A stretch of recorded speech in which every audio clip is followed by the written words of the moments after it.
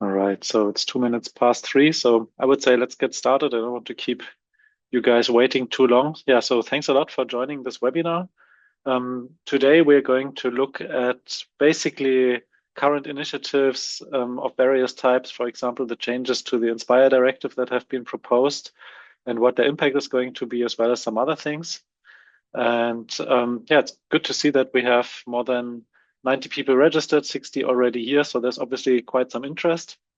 What I'll be doing is the following. So first of all, I'll step through the INSPIRE evaluation and what the findings were there. So I think most of us that had to do with INSPIRE know that there are some things that have been discussed for quite a while.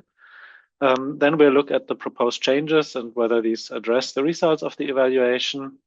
And since basically the changes to the INSPIRE directive are, in a certain sense, only one building block of all the things that are happening, we also need to look at some other current initiatives and how they line up. And then finally, we'll take a short look, okay, what do we do with that, with the information that we have now in terms of actually acting on it in some form or another. All right, so just very briefly, I think most of you know us well, but our perspective comes obviously from implementing INSPIRE since 10 years. So we have a lot of experience with harmonizing data sets, with publishing network services, and so on. This is one of the core activities of our company, and it's an area where we, I think, know very well what works and doesn't work. And obviously, it's also something where we see what kind of creates an impact downstream and what doesn't. And we'll come back to that a bit later. Yeah, so let's start with the evaluation. So personally, I've been involved with INSPIRE since about 2005 approximately. So even before the directive was finished, and I've been following the whole history now for almost 21 years, something like that. And quite early on, there were some discussions about is INSPIRE really fit for purpose? Will it achieve what it should be doing? And first discussions were already happening roughly around 2017 to 2019. But at the time, it was mostly about how to actually implement INSPIRE better. So how to get, for example, stakeholders that were not yet fully on board to also commit to operating network services, make data sets findable and accessible, and so on. And there were some areas where at the time in the INSPIRE implementation reports, the state of play reports that were regularly published, it was clear that quite a bit of work would still need to be done. And of course, there was always also some friction. So people said that, yeah, there are some things that don't work as well for us.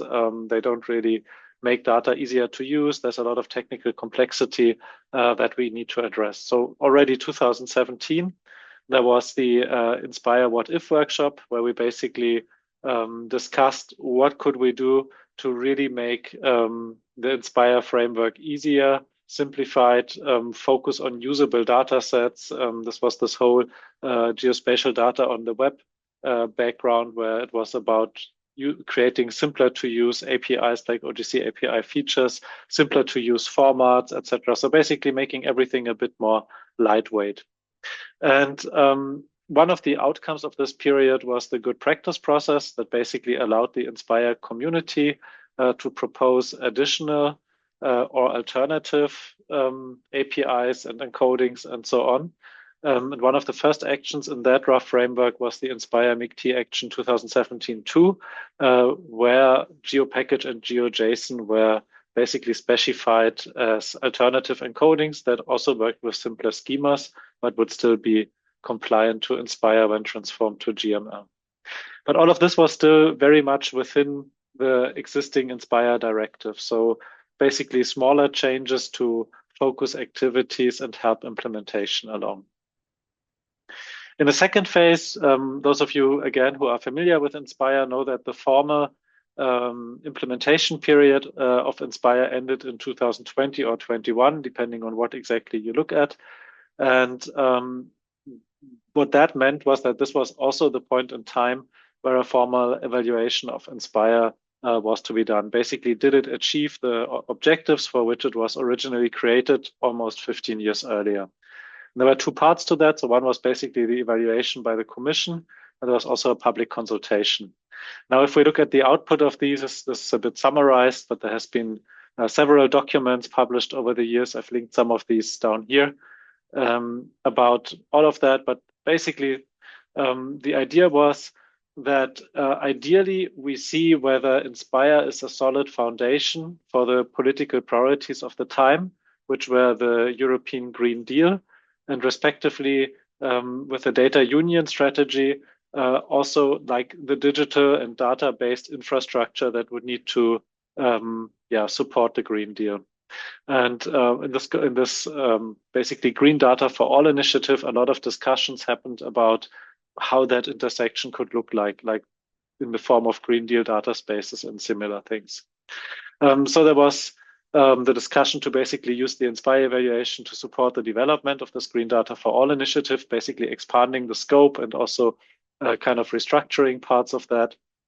Was the goal of aligning INSPIRE with the European data strategy that had also been part of the Commission's priorities at the time. There was definitely the goal to improve integration between INSPIRE and the Open Data Directive, but also to address implementation gaps and delays across member states. So at that point, the goal was still to make sure that INSPIRE implementation gets better, more complete, etc. The topic of simplifying and modernizing the INSPIRE technical framework did come up, of course, as every time. Strengthening INSPIRE's role as an enabling infrastructure for environmental data sharing and reporting came up. Just as an example, there are several e-reporting processes that build directly on INSPIRE. This is something that could still be improved. The goal was also promoting interoperability with other EU data initiatives and platforms, for example, by making metadata more exchangeable and generally encouraging reuse of INSPIRE infrastructure for whatever comes later. We'll come back to that last point in probably 25 minutes or something. All right, and then there was also the public consultation that I mentioned before. I think many of you might have also been part of that at the time. And basically the things that are being requested will stay very consistent. So it's usually the number one thing that gets mentioned is, hey, the technical requirements are quite complex. Can't we simplify them? And I mean, from my perspective, that's a valid concern. That is what I would call accidental complexity in many of the INSPIRE specifications, where you really have a lot of structure for very little data in the end.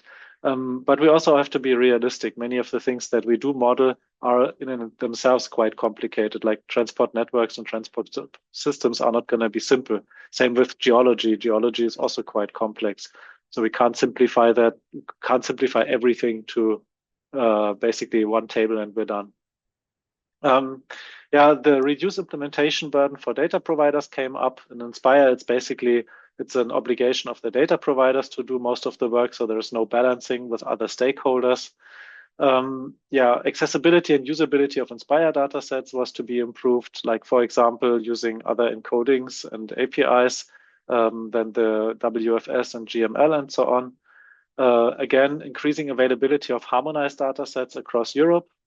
So that's definitely an important point that in many INSPIRE themes, availability was still a bit patchy. And then a few more points that I don't want to go through at great detail. I think it's just important that there's a lot of things that are also like very soft factors, like improved communication and awareness of INSPIRE benefits, because those are definitely there. I'm just going to tell you a little story on that point. So last week, We Transform did the Smart Forest Conference. So it's a conference for using basically digitalization and AI in forestry to transform that. And I mentioned also that INSPIRE might be reduced in scope, especially in technical scope. And there were quite a few people who were like, hey, what? That's the one thing that's really providing me with data. So there's a bit of a mismatch in the different communities about how that whole INSPIRE work is seen. In 2022, then basically all of this evaluation was concluded and documented in a Commission staff working document that really summarized basically all the different findings. So I also don't really need to basically repeat that. But to me, this was kind of a reasonable baseline document that really described also the input from the community and from other groups, what would ideally need to be done. And I just want to highlight there's obviously, again, the simplification here at the top.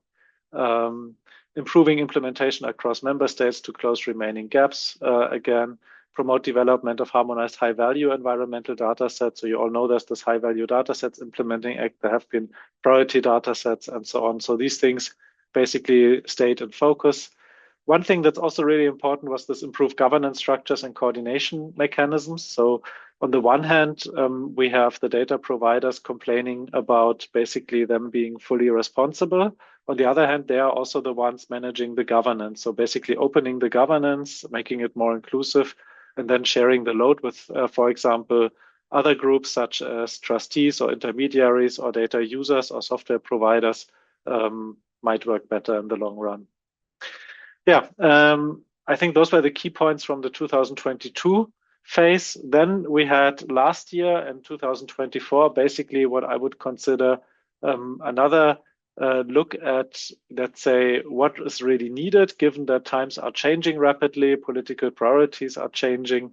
There was another call for evidence, and there was also an external evaluation study, plus some other events. Like, for example, last year in September, there was a participatory policy lab that also tried to determine basically what are the relationships between things like Data Governance Act and the intermediaries and INSPIRE and so on. And the recommendations that came out of this process, again, were very much in line with the findings before. So we have in INSPIRE, we have a very rigid interoperability framework, a very prescriptive one. That has the advantage of making it really clear what you need to do, but it also has some downsides in that it is harder to change and it might not be well adapted to actual needs of the time and so on. And basically that was the most of the evaluation work that was done.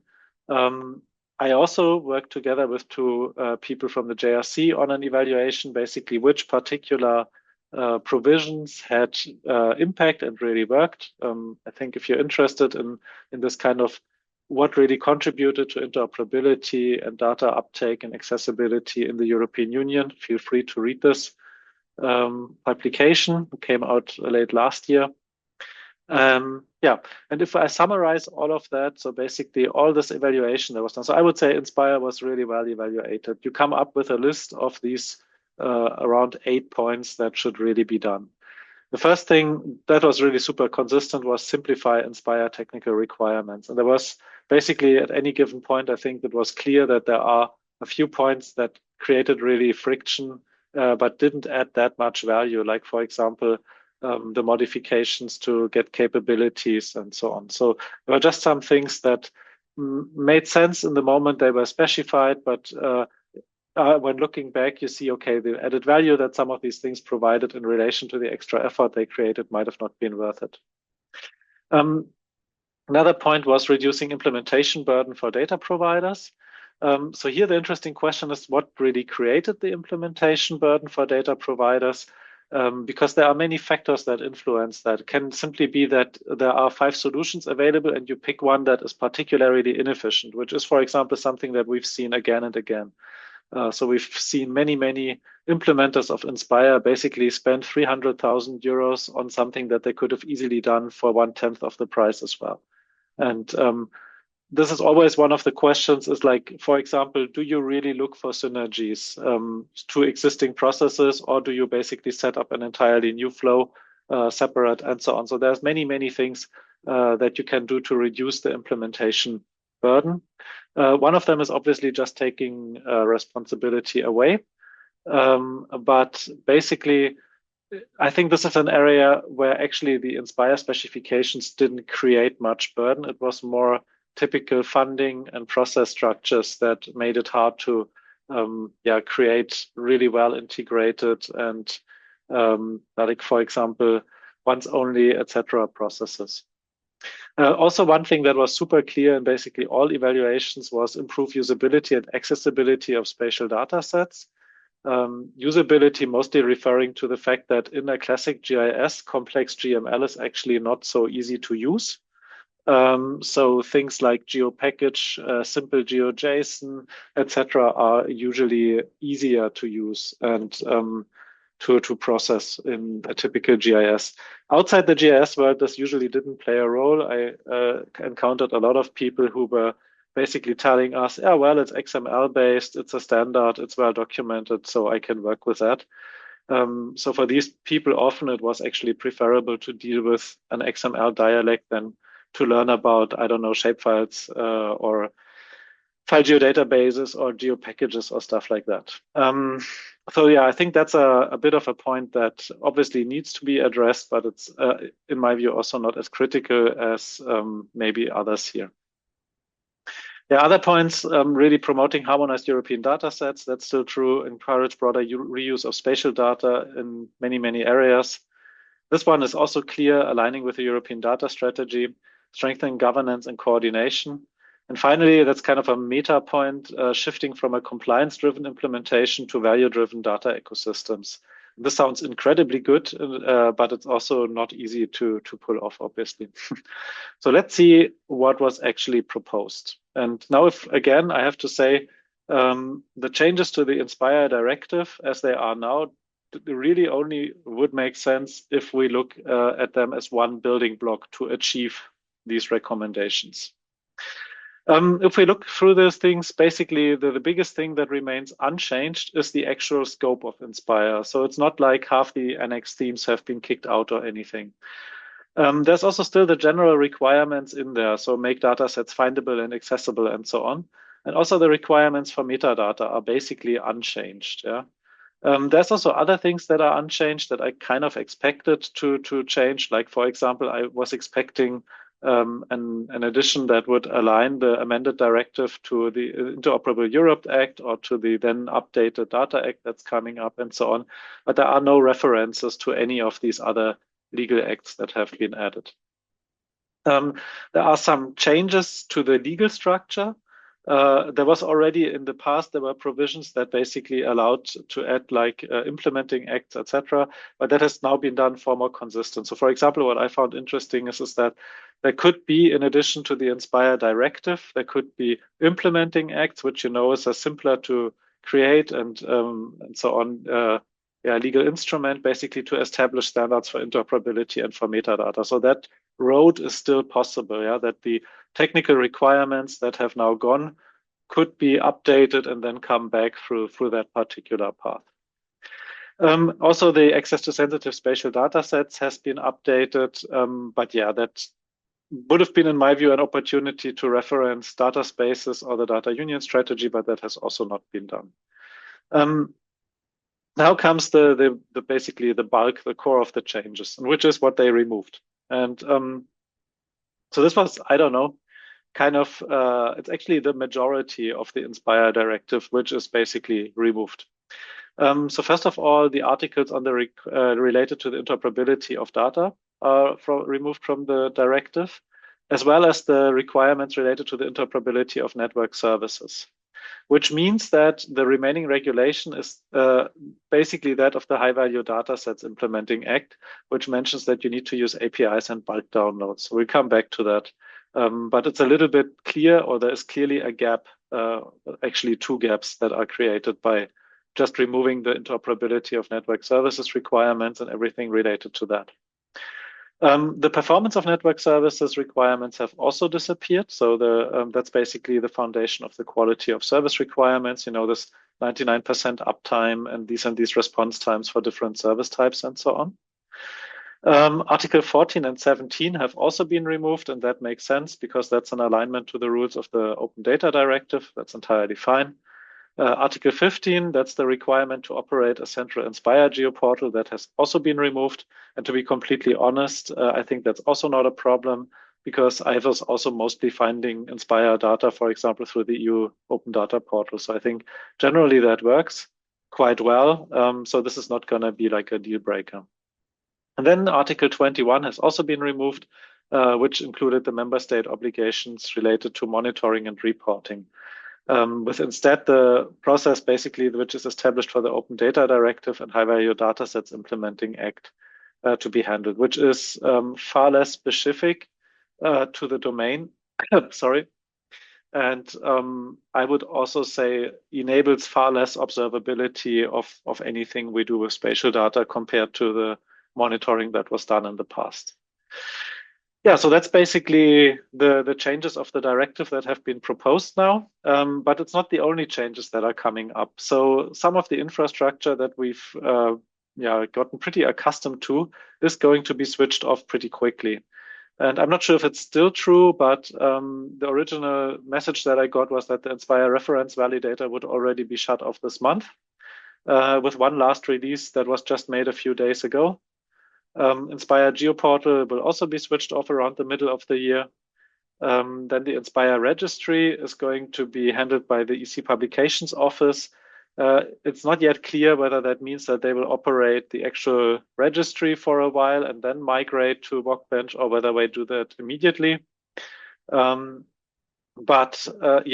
the assumption is that the registry will also persist in some form. Though it is unclear who's gonna really maintain the vocabularies, code lists, etc., that are in there. And it's a bit similar with the other assets, like, for example, all the GML schemas and other assets. So the INSPIRE GitHub repositories, for example, they should be retained and maintained at least until the end of this year. And I think it's, however, unclear what happens with which of these parts afterwards. And that's basically to be seen.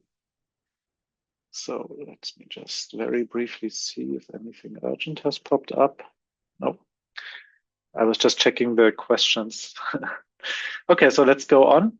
There's of course also some legal impact. So there's not just the technical infrastructure and so on, but there's actually quite a few legal acts that build on INSPIRE, like the Intelligent Transport Systems Directive and a few other ones that I've mentioned here. So basically all of these directly reference INSPIRE and are related to it somehow. So there's also a lot of like downstream potential changes. That's also true for the national level. So for example, in Germany, we obviously, because INSPIRE is a directive, we have transposed that into national law. And then all the states, like Bavaria and so on, have also created their own variants of that legislation. So this being like a federal system that creates a lot of potential changes downstream as well. Another area that is also directly affected is, in my view, is the e-reporting processes that build on INSPIRE, like the Environmental Noise Directive. Obviously, these will all still work, but they are built on certain assumptions that then are not really entirely true anymore. Just as an example, so for the protected areas reporting, there's the CDDA process, where you have the option of referencing protected sites by their GML fully qualified name, basically, so URL plus ID. And stuff like that is then obviously something that would have to be changed somewhere down the road. So for me, still this assumption that the changes to INSPIRE as they stand now will save a lot of money is still questionable, because there's a lot of things that we basically got to work over the last years and that we will now have to touch again. Yeah. So like I said before, I think my perspective on these changes, because by themselves, I don't think they make a lot of sense. They address basically one of the recommendations, which was simplification, but they don't really address any of the other recommendations. But like I said, this isn't the only one. There are also other activities going on. I just want to present two of these very briefly. One that many of you will certainly have heard about is the so-called Green Deal data space. And the Green Deal data space is basically the digital infrastructure that supports the green economy and as well as policymakers. So green economy means, for example, circular economy, zero emissions, etc. So basically the priority areas of the Green Deal itself. And implementing those requires a lot of data to flow efficiently. And to make that work, as part of the wider data strategy of the European Union, there have been these common European data spaces proposed, like an energy data space, and there was an agricultural one, and so on. One of these, I think in total 14, is the so-called Green Deal data space. And basically, this is going to be a system that's driven quite a lot by concrete value chains. Currently, we have 10 use cases in it that vary from forestry to textiles and soil circularity and so on. So really quite different use cases. And the idea is to create a system that supports basically with data space principles, the exchange of both open and sensitive data and the efficient reuse of these assets along these different value chains. And that's not the same what INSPIRE was, obviously, but it is something that intersects with INSPIRE insofar that, for example, many of the data sets that fell under one of the 34 INSPIRE themes is actually also relevant here. And yeah, this being part of the larger European data ecosystem, it's also planned to be interoperable with other data spaces via a framework called Simple that is currently being developed. It's basically the middleware for the common European data spaces. It'll be interesting to see how, basically that really develops and whether there's going to be a solid interaction with other data spaces. But one assumption was always that we are building this on top of INSPIRE, basically using the same standards on the data level, using the assets that have already been published. The other thing is, so here for the Green Deal data space, the ecosystem, so the communities that are involved are obviously a little bit different than what INSPIRE was. INSPIRE was focused, especially the community, mostly on the data providers.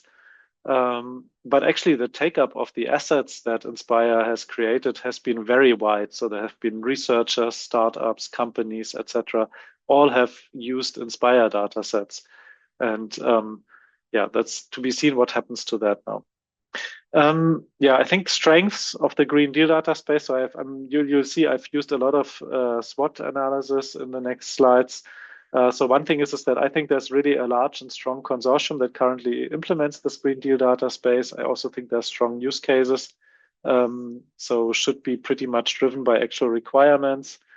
A couple of weaknesses are also there. So it's a relatively lowly funded budget to develop and deploy basically one of the most complex data spaces because it has such a wide range of topics that it should cover.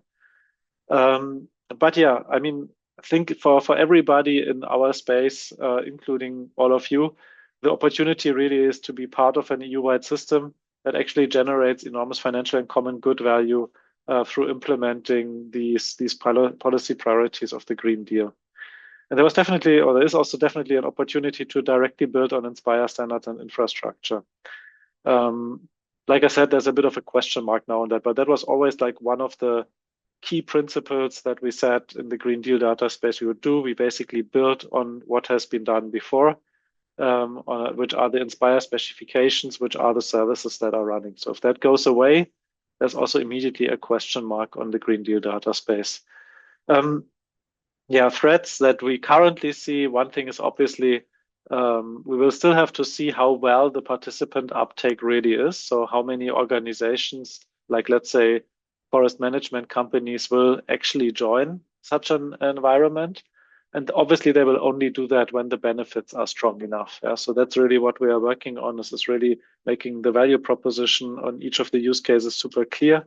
And then the Green Deal data space basically becomes underlying infrastructure.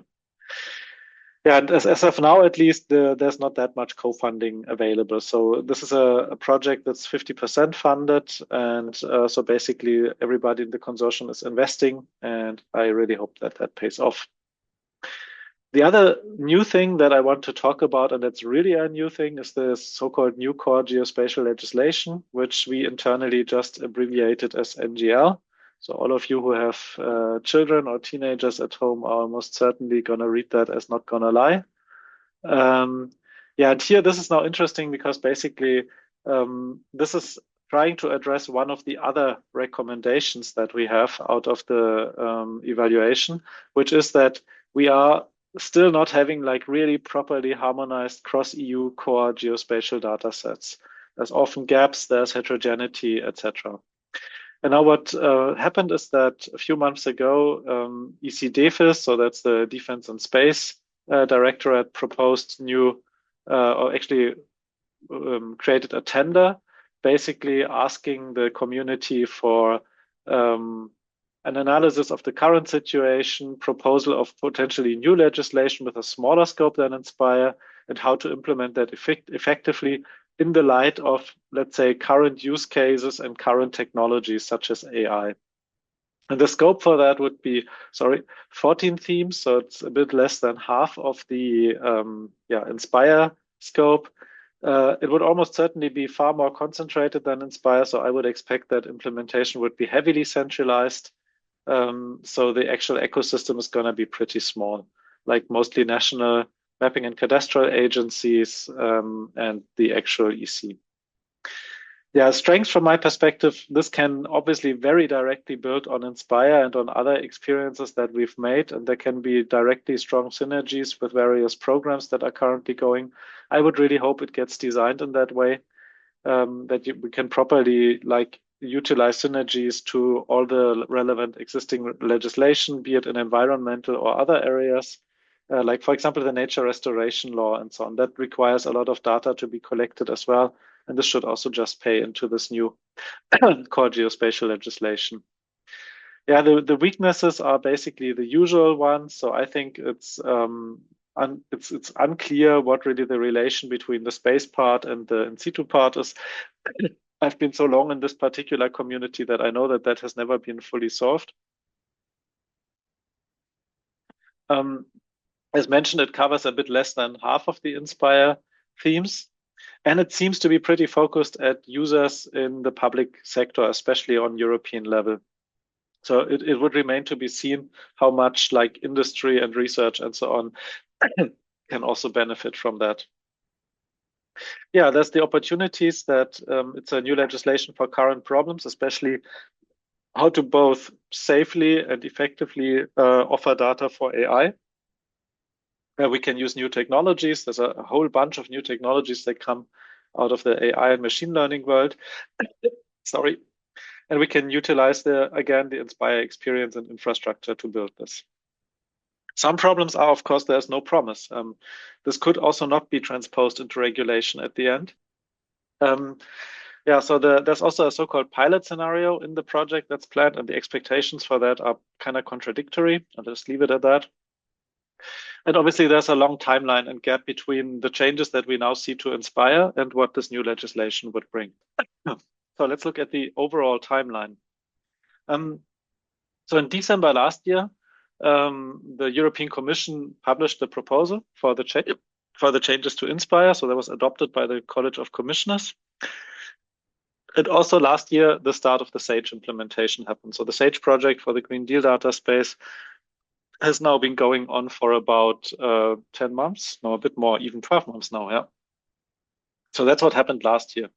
This year, currently running is the consultation process with the EU Parliament, EU Council, etc., also the national legislative bodies to discuss the proposed changes to the INSPIRE Directive. So if you don't like them, you basically need to influence these bodies. The Commission itself wants to push the changes through as they are. So it'll be interesting to see what else they have actually planned. The infrastructure changes will largely happen this year. And there are also some other things that are supposed to happen. Like, for example, there's a so-called non-legislative package that the European Commission has announced. So they basically want to provide incentives, including, from what I've heard, funding to actually kind of help incentivize and create structures that would help this transition period to whatever is coming next, basically. Yeah, the plan is more or less in late 2026 to conclude the process, the legislative process, so that the new INSPIRE Directive, the changed INSPIRE Directive, could, for example, be published in December 2026, something like that. Then for 2027, we would have a transition period, which is written as 12 months, so it's relatively fast. And we would also then need to see the transposition into national law, which, judging from experience, is going to take anywhere between 12 to 24 months. In addition, in late 2027, the results of that not gonna lie / new geospatial legislation project should be there, so that in 2028, actually the proposal could be developed to then later in 29 or 30 go through the process again. And sorry. In 2028, we would also see the end of the Green Deal data space implementation project. So it will also be interesting then to see, can it still build on INSPIRE? Will there be continued funding, etc.? So that's also not clear, going to be clear before that. But in 2028, we can reasonably expect the changes to be fully in effect from a legal perspective. So what that basically means is that right now there aren't any changes effectively immediately. There's going to be at least 24 months before really anything has substantially changed. And in these 24 months, it'll be key that we actually learn what the other building blocks are, like what is really going to be the output of the new geospatial legislation, what responsibilities is the data space taking, what does that non-legislative package look like, etc. So there's a lot of question marks right now. A little bit of information I got earlier this week was that there should be more information at the next MIG/MIG-T meeting in 14th and 15th of April. So after that, there's probably more information available for all of us how this, let's say, interesting transition period of about 2 to 3 years is best managed. Let's see. All right, so what do we do with that? I mean, that's always the question. It's clear we have currently a lot of uncertainty in a lot of areas where there is changes coming up. And what I typically do is I break this down. I look at, okay, so there's a change. What opportunities do I get from that? What threats are there potentially, etc. Yeah, so I would say the strengths of the proposed changes to INSPIRE specifically are for sure that the data scope is principally unchanged. So at least that ambition hasn't waned, even though I must say it's significantly less than what was planned for Green Data for All, where it was planned to actually extend the scope significantly. It's also still necessary to publish data, but as I mentioned, there's one caveat. The way that it's written right now, I don't think there are view services required anymore, only download services, which is kind of weird because those typically account for around 98, 99% of usage if you look at the requests of existing INSPIRE services. Yeah, so that's basically the strengths of the proposal by itself. Weaknesses, there's been no changes to the governance mandate, no semantic interoperability requirements at all, even though semantic interoperability is a thing that came up with every single evaluation that that's something that's worth retaining. So yeah, that there are no requirements currently in the directive and it's not clear whether there is going to be any going forward is in my view a weakness. There's also no explicit path to the Green Deal data space or NGL activity. So it doesn't really, there are no statements except in the preamble about how to do that in the future. There's also no incentives and no measurements anymore. Those two to me always belong together. You can only incentivize what you measure and so on. So that's also a bit of a problem. And yeah, there's a lot of things that kind of could fall off the cliff, like e-reporting and other legislations that are built on INSPIRE that is now not really maintained anymore.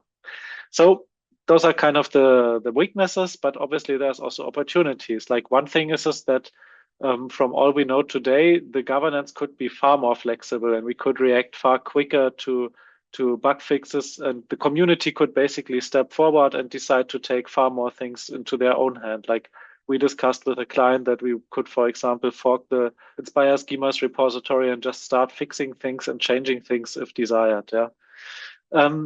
Yeah. I think another opportunity is so if we do kind of rethink parts of the infrastructure, we can really focus on today's use cases. And yeah, I've kind of written here, there's a bit like location, location, location. Today, the use cases all seem to be AI, AI, and AI. So obviously that requires other ways of setting up infrastructure. Like, for example, when we already think about agentic AI, the main question is how can these agents securely use data and control processes without creating, let's say, damage or too high costs or things like that. And that requires entirely different infrastructures. That being said, even for all of that, semantics still play a huge role. So the AI community currently redevelops a lot of things that we have had for a long time. Yeah, there's an open semantics initiative and there are knowledge graphs and all that kind of stuff that can very easily be mapped on things that we already have in INSPIRE. Yeah, quicker adoption of new technologies is obviously an opportunity. I'm also a big fan of more efficient implementation strategies. So in INSPIRE, there was quite a lot, like I said before, who basically implemented their own systems. And for example, using intermediaries, trustees, more shared capabilities, etc., can really make sense. And going forward, if we just build on more mainstream things, especially coming out of the AI machine learning world, maturity could be very high very quickly. Last but not least comes the threats. So threats is basically negative things that are external. For example, I've talked to many INSPIRE implementers over the past months. And one thing that's also clear is that they want to continue to operate INSPIRE infrastructure, but they're basically afraid that they will have reduced budget availability because obviously countries need to think about where to spend their money and other public authorities and so on. And if the requirements go down, also the budget might go down. Another thing is that because there's a lot of uncertainty, like for example, where does the knowledge base go? There are no community events really anymore and so on.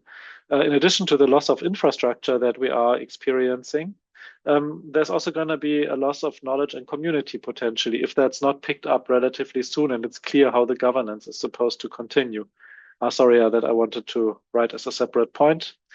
Things that I don't really understand are the reduction of quality of service requirements. I'm a firm believer that if you want to have infrastructure, it needs to be reliable. And the funny thing is nobody ever asked for these. I mean, yes, they create some effort, but I found in none of the evaluations a statement like, yeah, let's make it less reliable, please. So that's somehow a weird point in my view that those articles were removed as well. Then reduction of interoperability and accessibility are definitely threats because what will happen is that obviously everybody can go back to publishing under non-documented national, regional, whatever standards and so on. And this will increase fragmentation and the patchiness and so on. But I think the largest problem to me is the unclear transition period, so that they first announced this reduction of the INSPIRE initiative without making it clear what the plan actually is. So like I said, that should be hopefully clarified a bit in about 4 weeks in Brussels. But to me, that's the major thing that we deal with a lot of uncertainty here. And if we compare that proposal to basically what the things are that make data ecosystems work, you might remember I mentioned this recommendation at the beginning that we should shift from prescriptive compliance to a data ecosystem that is value-driven. You typically need 3 things. You need value creation and multi-sidedness. Value creation means that you know the use cases that are going to be supported and how they create value. Multi-sidedness means you involve all the different actor groups at eye level so that everybody has part of the benefits, but also part of the responsibilities. You need representative governance and sovereignty, meaning that all the different groups are involved and have their say. And finally, you need sufficient and effective interoperability. You don't necessarily need perfect interoperability. In some domains, yes, but in others, not so much. But you need what's for this particular set of use cases, what works. And if we look again a little bit to the future, how we could manage that transition to these value-based data ecosystems, then it's still true that spatial data infrastructures are basically the foundation on which we would build them. And even if we create data spaces and trustees, they typically build on this foundation and they can take certain roles. Like, for example, a data space only really makes sense for the portion of spatial data that is sensitive. And a trustee can, again, simplify the access to the data space or an intermediary and can make it and can basically provide an opportunity for synergies. Like, for example, a trustee can act for all public authorities of a certain type or country or so on, and then just focus the implementation much more. Just as an example, if at the current cost that we have, if we were to run all of INSPIRE, literally all of it, we would spend probably between 4 and 6 million euros per year. That's so it could be done quite efficiently, without the costs that have been often involved that INSPIRE is currently causing. Okay, and then final thing before we have a bit like 15 minutes for questions that I wanted to do. So what can we do despite the uncertainty? And one instrument that we at the company often use is this stop, continue, and start kind of approach, which is what are things that, given the current situation, do not probably make sense anymore? What are things that we should still continue to do? And what are things that we should start doing, given that, let's say what we currently know? And what I would honestly say, and it pains me to say that, so those of you who know me well know that, so I've basically been developing tools like Hail Studio and so on for harmonization of complex data. But to be honest, I would stop projects that currently do harmonization towards inspired GML schemas. That number is basically through. What I would continue to do is running current services. So I am expecting that there will be clear statements and incentives to do so, but they are not yet out there. Unofficially, I've heard statements from representatives of the EC that were like, we should keep everything running until we decide where to move. But that's kind of an unofficial statement. It's also more or less written like that in the preamble, but not in the legal act. And we all know what counts in the end. And I think we should also continue to optimize the current services and data that we have for utility. So we can build continually on that infrastructure to basically make them more valuable. Because to be honest, they are valuable. So I've used this picture here at the bottom to illustrate that. That's the requests on one organization's data sets over the course of a year. It was a little bit more than 3 million different requests to that data set. And it was really a lot of different users from a lot of different clients and so on. And if you're wondering what these 3 bars at the bottom are, so those are regular harvesting and monitoring services. So we see that so much that all of that data is regularly harvested from various companies and so on. So yeah, if all of that disappeared, a lot of things would basically, a lot of processes would have to be reset up. And that's kind of invisible, I think, to most people. And always these statements, yeah, Inspire doesn't really work, are simply, in my view, not true. There's a lot of data sets that see very few requests. That is true. But there's also a lot of data sets that have millions and millions of requests. But I think last thing is, so what should we actually start doing? I would recommend that as a community, we experiment with new use cases and technologies. That's already being done in a lot of places. I just think we should do it more coordinated. I see a lot of activities happening very regionally or nationally, like testing out how to take data from Inspire and serve it via MCP, knowledge graphs, and so on. The whole work on data spaces is obviously a thing that can still go on. Looking for additional synergies, that's going to be important, because if we build additional synergies on top of the same infrastructure, obviously it can be retained. I'm also a big fan of shifting towards more iterative and semantics first interoperability. So let's hope that something in that direction happens.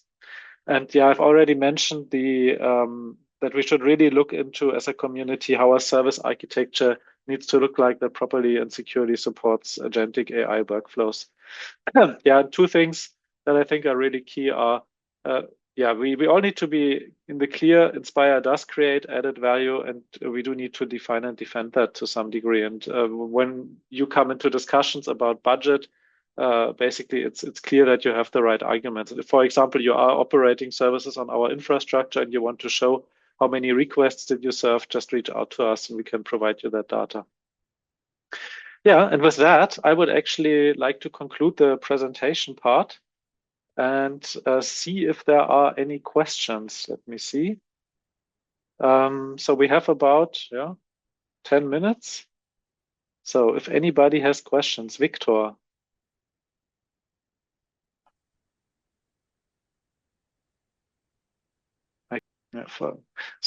Okay, for the time being, we only have the Commission's proposal. It remains to be seen what the outcome of the negotiations with the member states will be regarding the final text.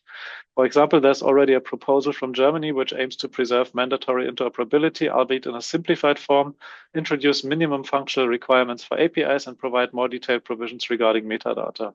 It therefore remains to be seen what the final form of the new directive will be. My main interest, given that we have already implemented Inspire services for noise-related datasets, is to ensure that these functionalities are not lost and can somehow be migrated into an API-based approach, particularly as these datasets are also classified as high-value datasets. How you will optimize current services and data for utility. So first of all, thank you very much, Victor, for the statement. yeah, I've been hearing a lot of pretty contradictory stuff. I know about the example from Germany. I just got it sent on Monday. But I also know from the Commission that they still seem to be pretty bent on pushing this through. So things like the proposal from Germany might later go into one of these implementing acts. We'll have to see. Yeah, for the question that you asked at the end, how you will optimize current services and data for utility, I think that is something that really depends on the use case. Generally speaking, the feedback that we got on the noise packages, for example, on the geo packages for noise data has been quite positive. So if there has been any specific feedback about how that data could still be enhanced, we have to see. But yeah, obviously, it's also one of these things where, for example, looking into how to make the data better AI ready could be interesting, especially the parts that are in like not just the exposure areas, but really the noise action plans and stuff like that. So there I would see quite a bit of potential. Like, for example, being able to ask a question, yeah, what are the noise action plans that have been planned for this area and so on. Yeah, but I think to summarize that, I mean, we are simply in a period of high uncertainty. So there is definitely still to be seen what really happens. And I really hope that in the next few weeks, we'll have clarifications relatively quickly on things like this non-legislative package, etc., and whether there's really any implementing acts planned, etc. If anybody of you knows something, I'm also happy to hear about that, obviously. Otherwise, if you have any information or any questions, yeah, I'm also easily reached via email. So feel free to send me your comments, questions, and stuff, insights that you might have. And then we can take it offline from there.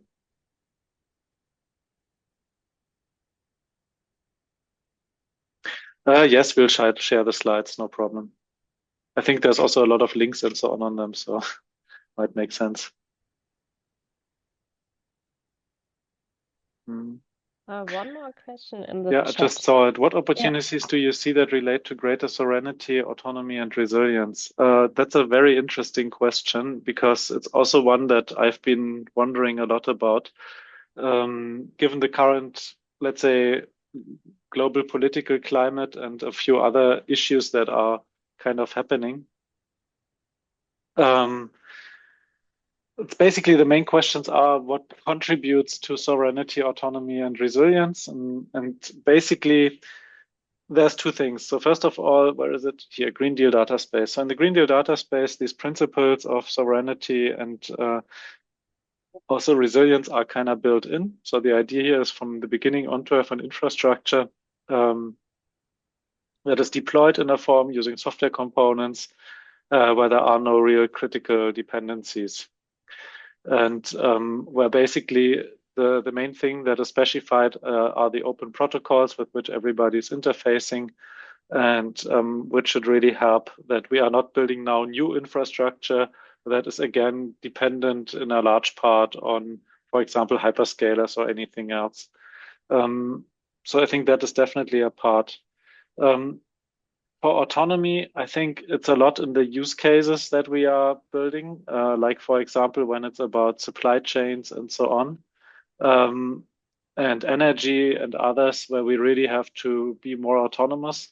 It's a bit of a sidetrack and doesn't directly have to do with the INSPIRE changes, but I just had a longer in-depth kind of exchange, also related to the whole, obviously triggered by the Iran crisis that's now happening, to again the question of how to transition to other energy sources. And yeah, for example, this is an area that you can really do far more effectively if you have the right data available and also present that to decision makers. So for me, it was, for example, really interesting to see that basically the costs between staying in the energy system that we have now, transitioning wholly to renewables or transitioning the remaining capacity wholly to nuclear are basically all the same.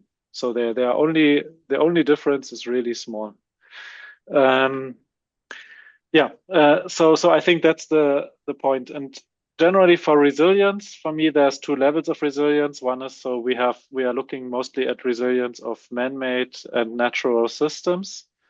So resilience not of the infrastructure of the INSPIRE infrastructure. And for example, I mentioned the nature restoration law, and there's other regulations out there that aim to increase biodiversity and create more resilient systems. And for example, we are part of one initiative which aims to basically connect data that's needed for better understanding the resilience of natural ecosystems like forest and so on. That'll be interesting to comes from that. But in every case, it's basically the same. There's a lot of data that needs to be exchanged. You need good continuous monitoring, and you need the ability to react to disturbances quickly. Yeah, this is a topic that I could go in great depth, but I just saw there's also. So I think I'll stop there and try to answer the last question briefly. Can you just shortly explain what may have motivated the Commission to remove an already defined and established XML standard? Well, I think there's two sides. One is that indeed there were always a lot of complaints about GML specifically from the GIS community, not so much from other communities, but the GIS community is basically, I think, very used to the level of data exchange that shapefiles represent. Sorry for being a bit mean there. But GML is simply quite a different form of exchanging data in structure and other things in a set of software systems that is still very much focused on like map display pretty much. And the other thing that I suspect is true is that in the INSPIRE Directive is a lot of paper, so it's a lot of specifications, and the declared policy goal of the current Commission is to make things simpler. And so I think INSPIRE might have been a good goal for that, because there's just so many pages of regulations that they could then just remove and say, yeah, we removed hundreds of pages of regulations, make your life easier. I know it might be not true, so I'm just speculating, but the thing is that a lot of the changes that have happened now are not really well grounded in the evaluation or things like that. That's definitely a disconnect, and my hope is really that with the other instruments that are going to be announced or that are in the makes, that this will kind of make more sense than it currently does. You mentioned loss of infrastructure. We are also uncertain what will build European spatial data infrastructure. Since harmonization is gone, interoperability is gone, main tools, geoportal, what will be the new infrastructure? We don't know yet. So that's going to be an interesting one. Because like I said before, also with the new initiatives, the assumption was always that they could build on the existing infrastructure. NGL directly, so the new geospatial legislation directly mentions 14 INSPIRE themes, and the Green Deal data space also aimed to build on INSPIRE standards and infrastructure. So yeah, we'll have to see. All right. Good, then thanks again, everybody. And yeah, see you in the next one.